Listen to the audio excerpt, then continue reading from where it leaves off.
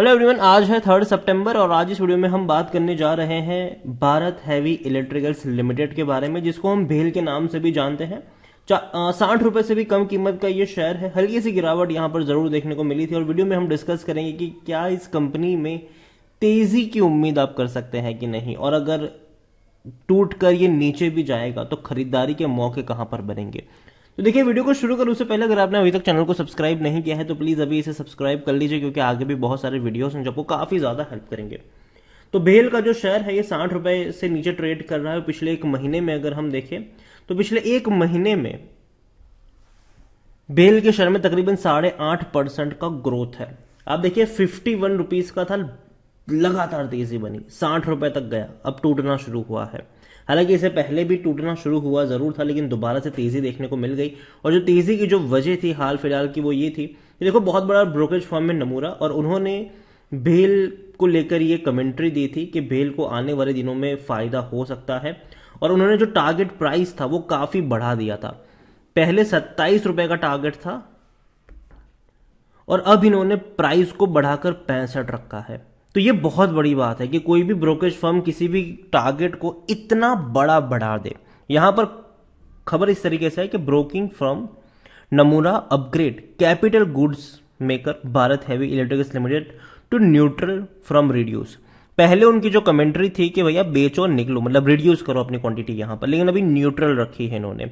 और जो share price जो टारगेट था उसको डबल कर दिया, पहले 27 का था अब 65 का कर दिया। तो ये बहुत बड़ी बात है ये, और यही वजह है कि तेजी भी हमें देखने को मिली थी यहां पर।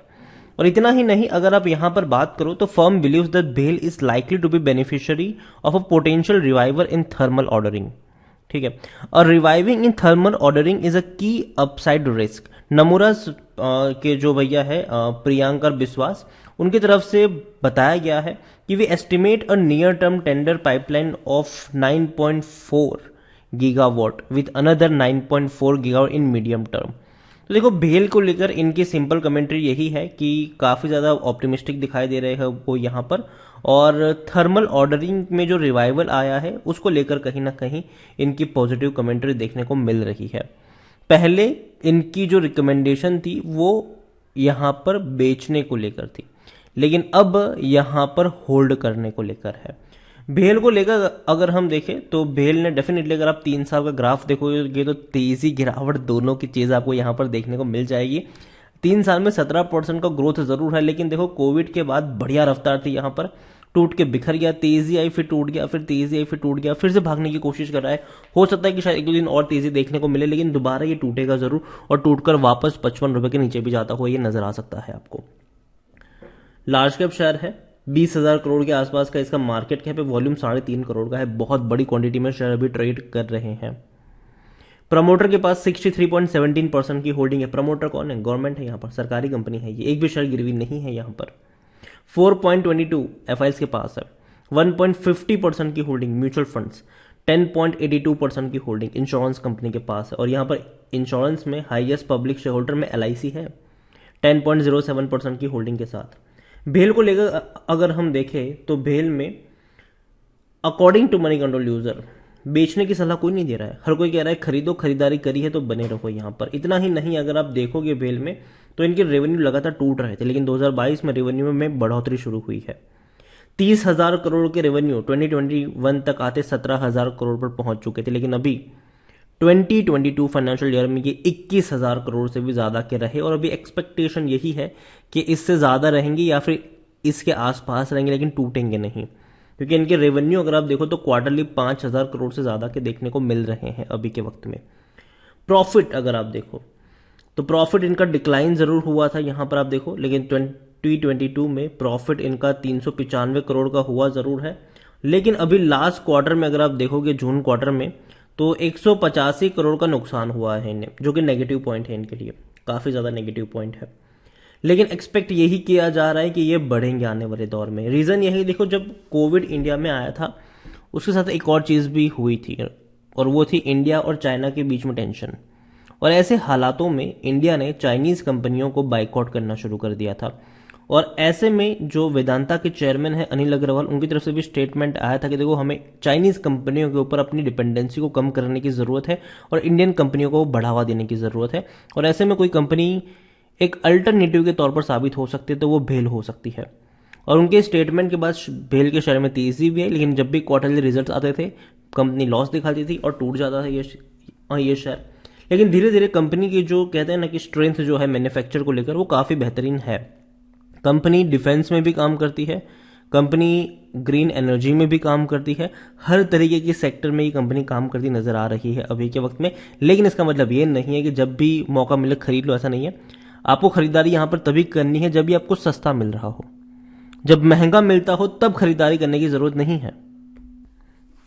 और मैं इस कंपनी को अभी के लिए लॉन्ग टर्म के लिए कंसिडर नहीं कर रहा हूं। मैं मानता हूं कि जब भी ये टूटेगा खरीदारी के मौके बनेंगे, लेकिन जब भी ये बाउंस बैक करेगा दोबारा बेचकर निकलने वाले भी मौके बनेंगे। भेल को लेकर अगर हम बात करने जाए तो खरीदारी करने का मौका ही कोई शायद ओवरबोर्ड जोन में नहीं, कोई भी रेड फ्लैग नजर नहीं आ रहा है। डिविडेंड तो ये पे कर ही नहीं रहा है और लॉन्ग टर्म में भी इसने पैसा बनाकर नहीं दिया है। प्रमोटर की 63.17% की होल्डिंग, बाकी फंड हाउसेस की भी अच्छी खासी होल्डिंग देखने को मिल ही रही है। रिटेल और अदर्स के पास 20.02% के आसपास की होल्डिंग नजर आ रही है। उसमें से भी जो कोर रिटेलर्स है उनके पास 16.80% के आसपास की होल्डिंग है। देखो भेल को लेकर अभी के लिए मैं इतना ही कहूंगा कि डेफिनेटली यहां से ये थोड़ा सा और ऊपर अगर जाएगा तो कह सकते हैं कि थोड़ी सी प्रॉफिट बुकिंग आपको ऊपर के लेवल पर नजर आ सकती है। लेकिन जहां तक बात है खरीदारी की, फ्रेश बाइंग की, तो मैंने पहले भी कहा था कि अगर शेयर आपको मिलता है भैया 50 रुपए के नीचे तो खरीदारी के मौके बनेंगे। मैंने पहले भी कहा था कि 45 से 50 का रेंज बहुत ही बेहतरीन रेंज होगा बाइंग का, वहां पर मौके आपको गंवाने नहीं चाहिए। लेकिन अगर ये 60 से 65 के रेंज में जाएगा तो प्रॉफिट बुकिंग के मौके बनेंगे, तो वहां पर खरीदारी के मौके एटलीस्ट मुझे नजर नहीं आते हैं। लेकिन साथ में ये भी देखना रहेगा कि भेल का जो शेयर है ये क्वार्टरली परफॉर्मेंस कैसा करता है। हालांकि जून क्वार्टर में अच्छा परफॉर्मेंस नहीं दिखाया था इसने, अब नेक्स्ट क्वार्टर के रिजल्ट्स पर नजर रहेगी। और अगर कंपनी के रिजल्ट्स अच्छे आते हैं बेहतर होगा, लेकिन अगर अच्छे नहीं आते हैं तो वापस ये पहली बार की तरह, मतलब हर बार की तरह ये टूट भी सकता है। तो ओवरऑल मैं अभी के लिए इतना कहूंगा कि खरीदारी के मौके अभी इस रेंज पर नहीं है। मुझे लगता है कि यहां से अगर ये 2-3 रुपए और ऊपर चला जाएगा तो वहां से एक प्रॉफिट बुकिंग आपको देखने को मिल सकती है। तो अवॉइड करिए जहां तक बात है फ्रेश बाइंग की। लेकिन बात करें कि कौन सा लेवल सही रहेगा, तो मैं मानता हूं कि अभी भी मुझे लगता है कि 50 रुपए का जो रेंज है वहां पर खरीदारी के मौके बन सकते हैं। अब काफी लोग कहेंगे भैया भूल जाओ, कभी नहीं जाएगा इतना नीचे। ठीक है भैया, ना ही जाए, क्या ही फर्क पड़ता है। लेकिन एक चीज हमेशा याद रखो कि कंपनी कोई भी हो, जब तक सस्ता ना मिले, मतलब शेयर जब तक सस्ता ना मिले तब तक हाथ डालने की जरूरत नहीं है। अच्छी से अच्छी कंपनी भी अगर आप हाई लेवल पर खरीदने जाओगे तो हो सकता है कि 2-3 बार आपका दाव सही लगे, लेकिन कभी कभी ज्यादातर फंसने के चांसेस भी रहते हैं वहां पर ऊपर की रेंज में। तो अभी के लिए अवॉइड करिए। अगर टूटता है तो डेफिनेटली खरीदारी के मौके बनेंगे। और मैंने पहले भी कहा था जब 45 रुपए के आसपास, मैंने कहा था कि मौके हैं बाइंग के। 45 से 50 का रेंज मुझे पसंद आता है खरीदारी के लिए, लेकिन अगर ये उससे ऊपर जाएगा तो मैं अवॉइड करूंगा। और मैं अभी भी अपने उसी स्टेटमेंट पर कायम हूं। वीडियो को यहीं पे एंड करूंगा। पसंद आया हो तो लाइक करो, शेयर करो। चैनल पर अगर पहली बार है तो प्लीज सब्सक्राइब करें। और भारत हैवी इलेक्ट्रिकल्स लिमिटेड के बारे में आप क्या सोचते हैं वो भी आप मुझे कमेंट में लिखकर बता सकते हैं। Thank you.